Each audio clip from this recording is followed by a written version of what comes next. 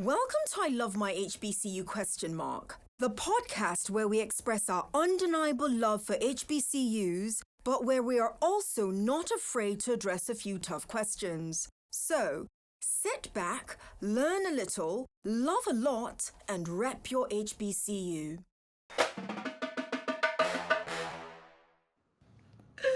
Well, hello everyone, and welcome to I Love My HBCU ?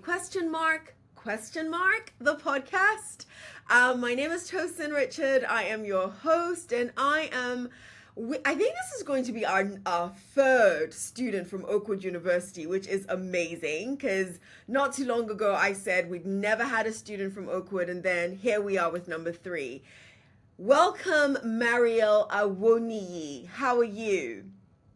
I'm good. Thank you for having me. Nice. I found out recently from you, he's like, what is she about to say? I found out recently from you that you are third generation Oakwood University student? Yes, ma'am. Walk us through that. Yeah, so my grandfather came from Nigeria with like $50 in his pocket. And his father was telling him, hey, you're gonna go over to America, just like make something of yourself. And his mom was just crying and everything, like, oh, my son, da da da. So then he came to New York. And he was just trying to find his way. And he said, one thing that his father told him is when he ever gets in trouble, just to pray, pray to God. So he had $50 in his pocket and nowhere to sleep, nowhere to go, and he started praying. And then he stumbled across a pastor. I forgot the name. I don't remember the name, but it's a pastor in New York, SDA pastor. And he gave him a place to stay, a place to sleep. Then he told him about Oakwood University. Just go over there. It's a great school. And he was already talking about it in Nigeria. So, he was just saying like, hey, I need to find ways, get my financial clearance, et cetera, et cetera. And, the church helped him raise money and get to Huntsville, Alabama, because we're down south, and New York is up there. So yes. gave him some money and things like that to really situate himself. So he ended up going to Oakwood University, and he was still facing financial struggles as a immigrant student and things like that. So he ended up playing soccer with UAH, and they helped him. The scholarship helped him pay for Oakwood University and things like that. He met my grandmother there. They had children. And then my dad, went to Oakwood, met my mother, and now I'm here. So you wait, pause. Grandfather went to Oakwood, met grandmom at Oakwood University, had kids. Grandfather went to Oakwood. You're telling me father also met mom at Oakwood? Yes. Do you have a girlfriend? I don't. You know where my question is going, right? But who knows? It seems like this is a legacy in so many different ways, not just education, but you go to Oakwood and you find your wife. Seems to be the legacy as well. It's the pattern, I guess. So, that is really beautiful. I always love it when I run into students and they tell me, oh, my parents met at college and they met at the same college and they're also dating somebody at the college. I think it's beautiful. It didn't happen for me and I'm okay with that. Yeah. But I think it's beautiful. I really, really do. You said something that blew my mind. I'm Nigerian, first name Oluwatosin, last name Adegbola. Richard is my father's first name. I go by Tosin Richard. But you said that your grandfather knew about Oakwood in Nigeria? That surprised me because I don't hear too many of... So the more I'm talking though, I'm like, Tosin, should that really be that surprising? So initially it surprised me because I don't think that we hear of too many of the smaller institutions in the US in different parts of the world, including Nigeria. But Oakwood is not just a small HBCU, small private institution. It is also a Seventh-day Adventist institution. Yeah. And when you put it within that particular category, it is very likely that Seventh-day Adventists in Nigeria would know about Oakwood University. So I just corrected myself. Thank you. Yeah. Thank you. Um, Even though you are at Oakwood University, you were born in Hyattsville, Maryland, if I'm not I mistaken. was. I was. You were. How old were you when you guys moved? Or did you spend? So we are headquartered. We are based, if you will, in Maryland. So anytime I Okay. hear a reference to Maryland, I get excited, of Okay. course. Yeah. So tell us what was the move from Hyattsville to Maryland? What So age were you? yeah. So we're in Maryland, like you said, and the HBCU, Howard University. My father was attending at the time. He was attending it for med school, and I was there, and he was trying to make ends meet because I'm the second. So it's Okay. two kids, and he's like 23. So we're basically in the hood at this point, because this is like post grad apocalypse. So then he's like, nah, like this is too far. So we end up going back to Huntsville, and he continues his education and matriculation and everything like that. So yeah. Mari, what is post grad? As somebody who has been post grad, what Mhm. is post grad apocalypse? School It's a me, term. please. It's a term I just made up, but basically after after you graduate, what I'm saying, the real world hits you. So you're used to, well, most college students are used to kind of being sheltered their whole life, not being kicked out the house, like having a roof over your head provided by Absolutely. another individual. Now you might start paying different bills, like your phone bill, paying for gas, clothes, et cetera, et cetera. But like after you graduate, like you're paying mortgages and electricity bills and water bills and things like that. On top of that, you're also looking for, ways to make ends meet. Of So course. it's those two things that happen. It's like, dang, like real life Apocalypse. has hit me at this point. So yeah, that's the term right there. That's my first time hearing it. Most time everyone just tells me that adulting is hard, but Yeah, post grad apocalypse, that's a new one and I love it. I absolutely yeah. love it. Mari, what's your major? My major is theology, Yeah, theology. Why? Wow. So yeah. um Crazy thing is, when I first, entered Oakwood University, I was studying business. So I was a finance major. And then, I kind of felt the call in my heart, the summer going into my sophomore year. And, I was just like, oh, that could just be like my mind, like that could just be anything. I kind of ignored those thoughts. But it got to a point where the calling on my heart was so heavy that, I was like losing sleep at night, and I was just praying to God, like to, reveal to me certain things.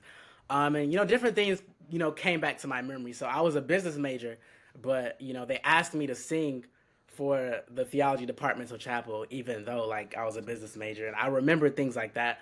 I also remember, like, before my grandfather was a minister, and before he passed away, he said, "Oh, you're gonna be a pastor," or something like that. And I was like, "Okay," like, people just say stuff, but um, I guess he was right. But after that, I ended up signing the papers because the like I said, it was just so heavy on my heart. And I was talking to the Dr. Brown, the chair of the business department, and he was like, he wasn't really trying to talk me out of it, but he was trying to see how serious I was about it. And he was like, "Hey, like, don't listen to me unless you're losing sleep at night." And I was like, "Dang, like, that's what's happening right now." So I signed the papers, but I was still unsure. I'm a, I would say I'm a bit of a skeptic, when it comes to like people saying, "Oh, God told me this, God told me that." So I ended up praying for a sign, and I asked God, to change the weather. And 6 times in a row, it went from sunny to rainy and back and forth, like 6 times in a row, like right here at this window. And I was looking out, and I was like, okay, I'm in the right major. Like, God, you got me. So yeah, that's the story.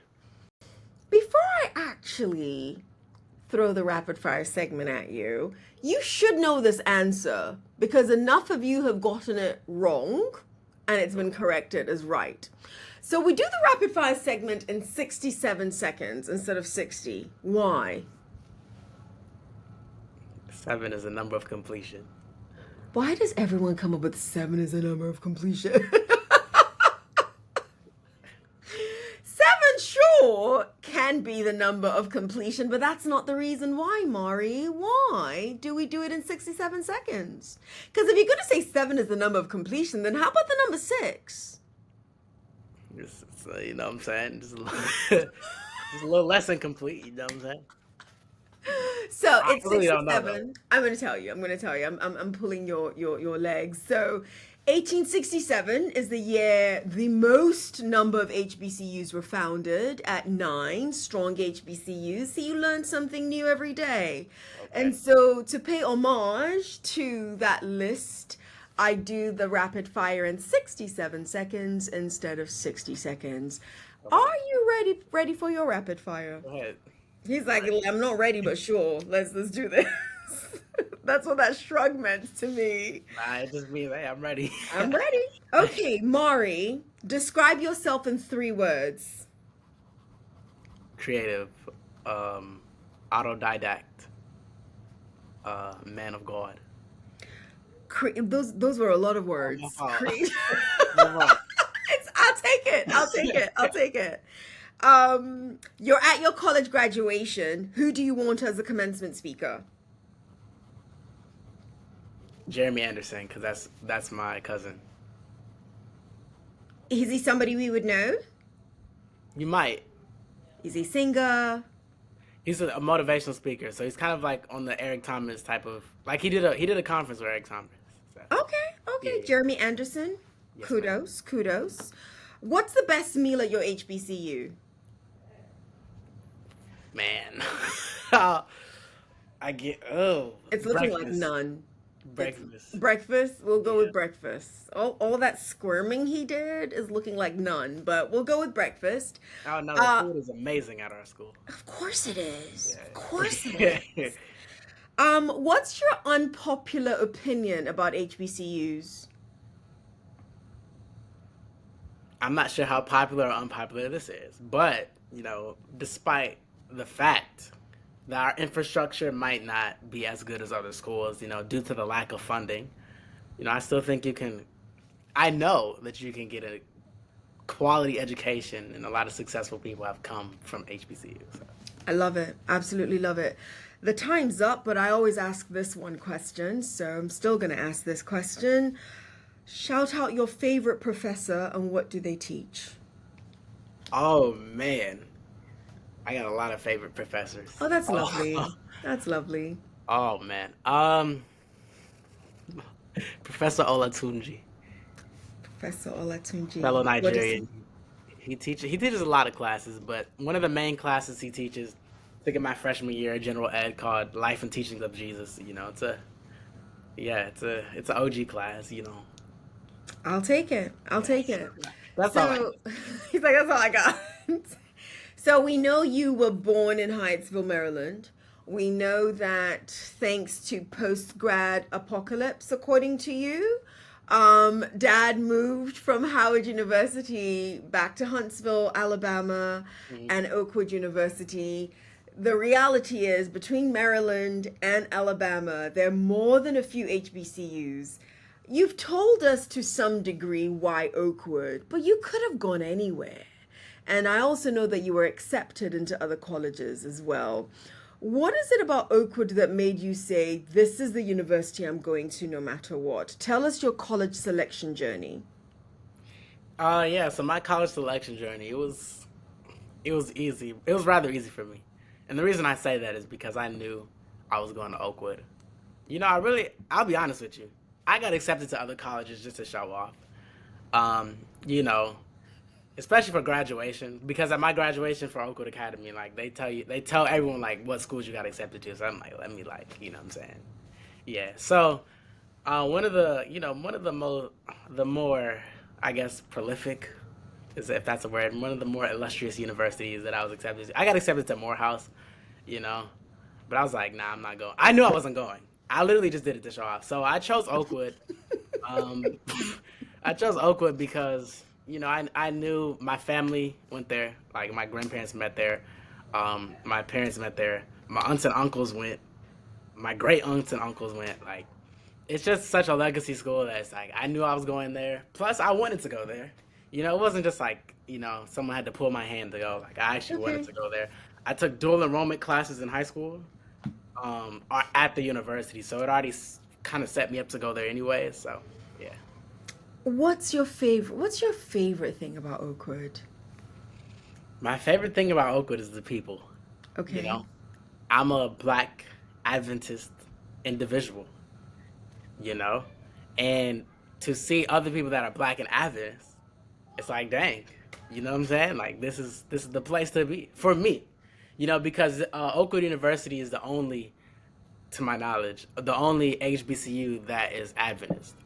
So, you know, a lot of African American Adventist individuals will attend that, you know, the university. So, yeah, Okay. Okay. the people. What, based on the pattern of our conversation so far, if I asked you what's your favorite thing, what's your least favorite thing about Oakwood University? Oh man. I mean, my least favorite thing is probably just how the Wi-Fi might shut off. What? The Wi-Fi just might shut off. You know, it's an HBCU. You know, or maybe long line. Well, I can't even say long lines at financial aid. I can't say that. But yeah, the Wi-Fi. So when you say, well, it's an HBCU, Hmm. you make it sound as if all HBCUs have bad Wi-Fi. I would beg to differ that that's not a fair representation of all of the HBCUs. Maybe some, but not all of the HBCUs have bad Wi-Fi. You know what? You're probably right. I've only been to one HBCU, and I assumed everyone was like us. Bad Wi-Fi, long lines at financial aid. You know, cafeteria is what it is. It That's is what what I it thought. is. But Okay. I guess I'm wrong. You know. I would say about the Wi-Fi, I don't think every HBC, I don't think it's fair to say all HBCUs have Oh bad yeah, yeah, Wi-Fi. yeah. So, okay, that's it. That's it. Okay. You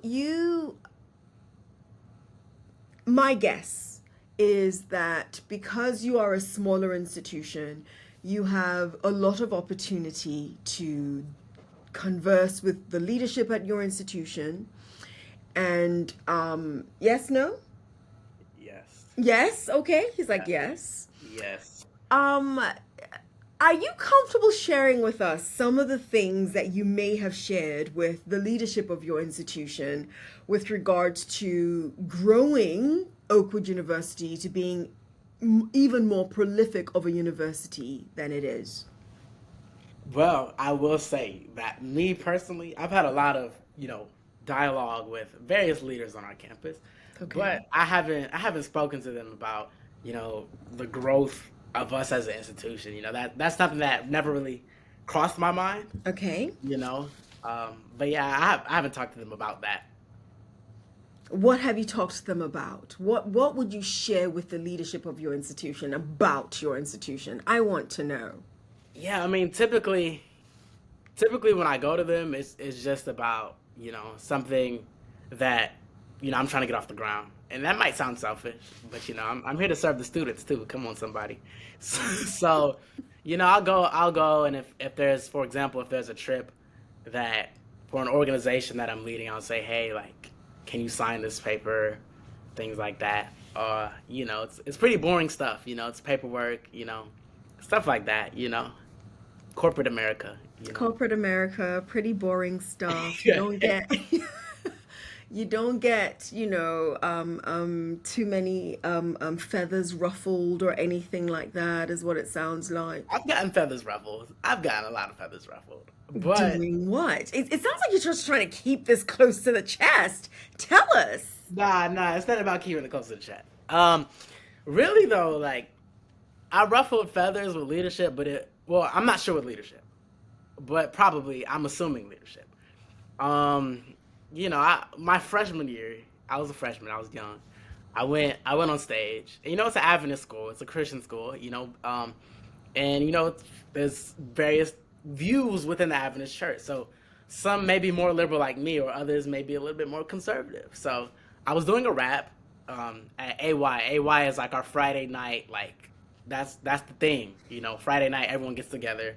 You know, we sing songs, we listen to a sermon, things like that. You know, we socialize after. You know, that's what it is. So I was doing a song at AY, and I did a rap, and you know, I was rapping about God and various things. You know, which was already a little bit taboo. To my knowledge, that might have been like the first rap done on Oakwood in Oakwood history.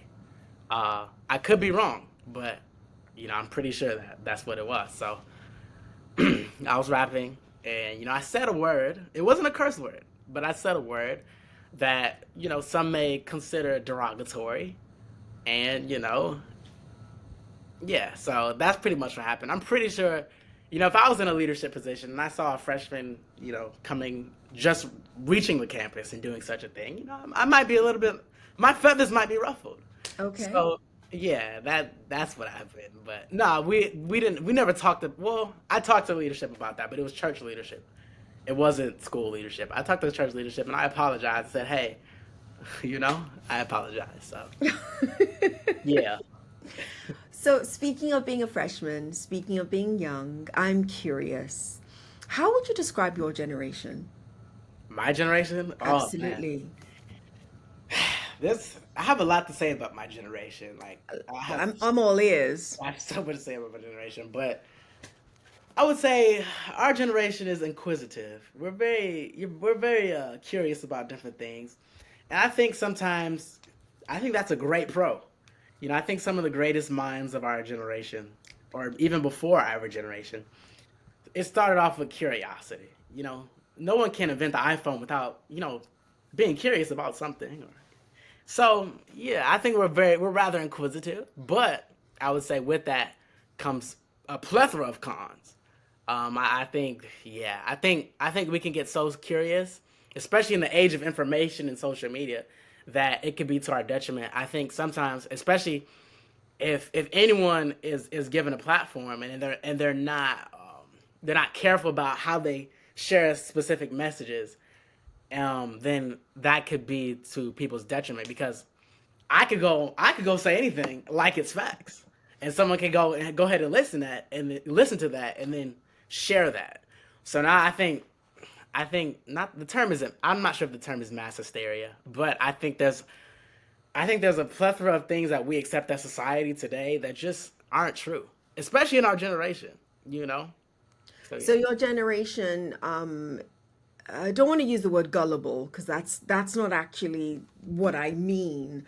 But based on what, so that's not what I mean. Okay. You're giving me permission to use it, but that's not really what I mean, because I don't mean gullible in this context. But listening to you, it sounds as if you describe your generation as positively curious, beautiful, but you also describe your generation as a group that would believe whatever seems factual without doing the research behind it to find out whether or not it is factual, and they will also now start perpetuating whatever that information is. Is that accurate? I think it's accurate on one side of the spectrum. So I think on one side of the spectrum, yeah, you can look at something and not verify the information, but I would also say that people share information that technically isn't verifiable. For example, if I share my personal experience about something, you can't really verify that, but you may accept that as gospel, if that makes sense. I'm thinking of a couple of examples, and that's why it makes sense. So I hear what you're saying. Okay. Based on a couple of examples that I've seen, if I hadn't seen those examples, I'd be like, huh? But because I've seen a couple of examples, I'm like, I see what he's saying. And is that really a good practice? And I would say no, but that's neither here nor there. Bringing it back to HBCUs for a hot second. And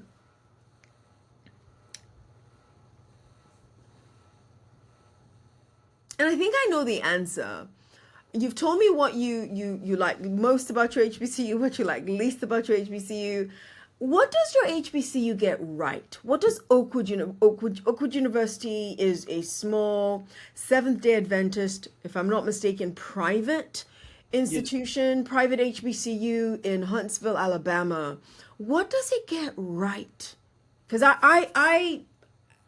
I'm one of those human beings in the world who actually knew about Oakwood University because I have had the pleasure of meeting several students from Oakwood University through the years via competition, academic competition in different spaces, with my school matching up against theirs, Oakwood beating us a couple of times. That's okay. But what, in your viewpoint, as somebody who always knew he was going to Oakwood University, is enjoying his time at Oakwood University now, what does Oakwood get so right for some of its students, including yourself? Yeah, I mean, I would say what Oakwood gets right is really putting God first. I think a lot of our faculty members put God first in what they do. So, for example, at certain institutions, and I could be wrong. You know what I'm saying? Like I said, you got to verify the information, but I'm sure there are some institutions that it's really not okay to like pray and things like that before class because you want to respect everyone's religion, which is okay. I don't want to mix church and state, but at a private institution, a Christian institution like Oakwood University, not only is it okay, and not only are these things acceptable, but this is the standard. So we expect our teachers to pray for us, and things like that, and also, keep God first in what they're doing. Of course, you still study and things like that, but you got to remember who you're studying for. So yeah, I think that's really one thing that we get right. And if you look on campus, there's various student-led ministries that really try to share God's messages and things like that. So I think Oakwood gets that right. So it sounds to me a very intimate intertwining of God and academics. Yeah, Is yeah. what Oakwood gets right for you. Yeah. I as you were talking, I do have a curiosity question. You said that at other institutions, it is likely that is not particularly encouraged because you're trying to respect different walks of life religiously. This is going to sound dumb. It's not meant to. I just don't have this type of relationship with Oakwood University to know. Are most, if not all, students who attend Oakwood University, particularly Seventh-day Adventist students, or does Oakwood University open its doors to more than just Seventh-day Adventist students? Yeah, so Oakwood University, its doors are open for all people of all walks of life. You know what I'm saying? It's open to all people. But I would also say that, when you're at an institution that, purports certain ideologies, you should be willing to, accept those things. You know what I mean? So if I'm going to a Catholic school, I expect, to see Catholic, themes and things like that. So yeah, Oakwood has there's a lot of people there who aren't Adventist.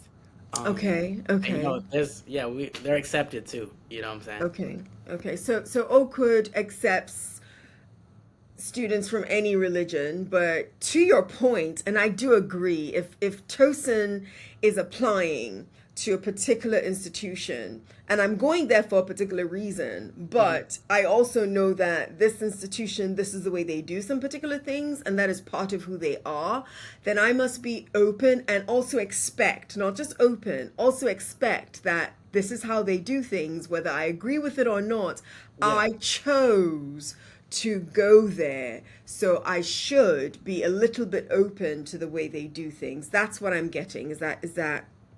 Yeah. I think you should. Yeah, that's it. Okay.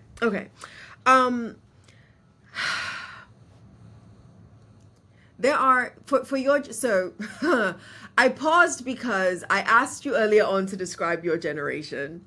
And you described your generation as curious, but also willing to purport things that are not always factual, accept and purport things that are not always factual. And I see both. What I love about different generations is that they are always going to be the answer to the same problems that they come up with, right? Which leads me to wonder, when you think about the different issues in the world, Mari, what keeps you up at night? What you're somebody that you're studying theology. You definitely have a Christian religious approach to things, and specifically of the Seventh-day Adventist denomination. I respect all of that.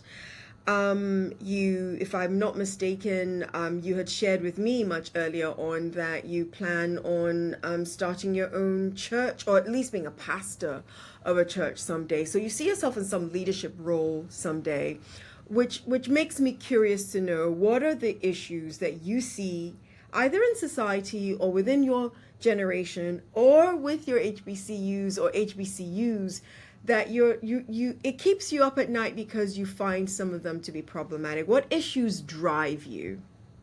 Yeah, that's such a good question. Yeah, I mean, it's a lot of issues that we could be here counting issues all day. But I would say, the main issue or the main issues that really bother me is the ideology that a lot of people have come to accept, that not only in Adventism but Christianity as a whole. Not only people who keep the Sabbath, but people who may worship on Sunday. That to be Christian is to kind of be like, oh, my life is supposed to be boring, or I'm supposed to be like whack, or et cetera, et cetera. And I think those false ideologies and what's the word? I think it's like a false equivalency, false dichotomy. That's the word, false dichotomy. I think those false dichotomies are even like pushed in media, and it's not always with Christianity, but I would say that what is godly is good. You know what I'm saying? Like there's quotes like cleanliness is close to godliness and things like that. Whether you're a Christian or not, people talk about things like that. And I think that what's good comes from God. That's what the Bible teaches us. So I think when you look at different things in media, such as, for example, the person who's the smart kid, he's never the athletic guy, and the person who's athletic is never smart, or the pretty girl is always dumb, or stuff like that. I think that those are the false dichotomies that we see in media, and I think it almost comes to like the art imitates life and life imitates art, and like nature and nurture. I think it's like it's a cyclical thing to where now it's like, okay, if I'm smart, I'm supposed to be a nerd. If I'm cool, I'm supposed to be like dumb. If I'm, you know what I'm saying? If I make a lot of money, then I'm supposed to be crooked. So it's like I can never get the best of both worlds. But I think that, if you look at what God and Christianity is really all about, I think it's not about that. And I think, and I bring up those examples of being intelligent and being, someone who's athletic or being someone who has a lot of money. I bring up those examples because those are things that are good. And if you look at God, my God owns the cattle on 1,000 hills. You know what I'm saying? And in heaven, there's a lot of gold and things like that. And God we consider him someone to be omniscient. So he's all knowing. He's an intelligent God. But, he's also, when Jesus was on this earth, I don't think he was like someone who was corny. I think he was someone that was, well respected in his community. Of course, he had people like the Pharisees and the Roman centurions and things that opposed him. But he was someone that was drawing a lot of attention, both quote unquote negative and positive. So I say all that to say that's the main thing that keeps me up at night is the false dichotomy. So when a woman is thinking of, okay, I want a Christian man, I feel like they think that, man, I really have to compromise on maybe how he looks or maybe how he carries himself. Maybe he's just not gonna have any swag and things like that. And I think that couldn't be further from the truth. I think the closer you get to God, I think that's real swag. You see what I'm saying? So that's what keeps me up at night. That's what keeps me up at night. I almost want to just hear you keep talking about this particular subject matter. And the reason why is because, I can tell how passionate you are about it. And it bothers you to a slight degree or not so slight degree, which makes me wonder, did something happen that you could share with us? Was there a comparison made or a judgment made that made you say, wait, hold on. I can be X and Y at the same time. Am I right? Kind of. I think for me, what's really gets my blood boiling, and I'm not really that angry about it, but I'm more passionate about it. Okay. It bothers me just slightly. But I'm more so excited about a future in which what I'm talking about is normally accepted and talked about. But what I will say is, there's not one particular instance. It's more so instances of what I've seen in my life. I'm about to be 21, in 5 days of my 21 years of being here by God's grace. So like that, it's just what I've seen. So for example, I'll give you an example. I'll give you a person. Let's hear it. I love this. I'm just gonna keep it real. Yes. So in the Adventist community, and I don't say this to bash the Adventist church. I'm a baptized member of the Adventist church, right? I don't say this to bash anything, but I think, and it's not written anywhere like in our fundamental beliefs. Like this is not what the Adventist church accepts at all. But I would say culturally, there are some people in the Adventist church who might say it's like a sin to get your ears pierced or something like that. And I would say that and not all, like, I'm Adventist, I don't believe that. I actually have, like, you know what I'm saying? Like, yeah, I'm Adventist. And there are a lot of Adventists who have their ears pierced too, right?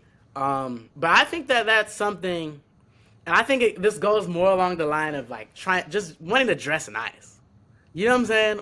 It's for me, it's just fashion. You know what I'm saying? So I would say that with that, I think we associate, I'm not gonna lie.